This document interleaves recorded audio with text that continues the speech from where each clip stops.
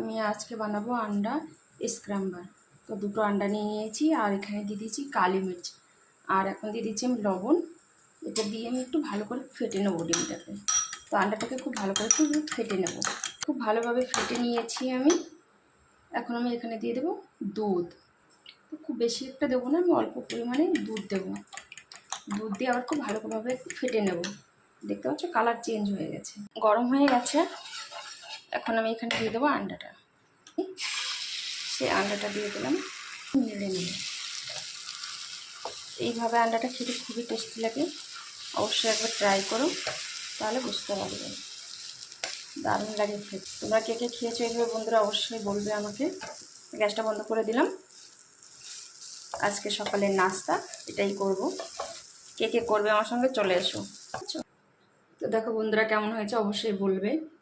ভিডিওটা দেখার জন্য অনেক অনেক ভালোবাসা রইল। খুব সুন্দর খেতে, তো দারুণ টেস্টি লাগে, দেখেছো? অসাধারণ খেতে।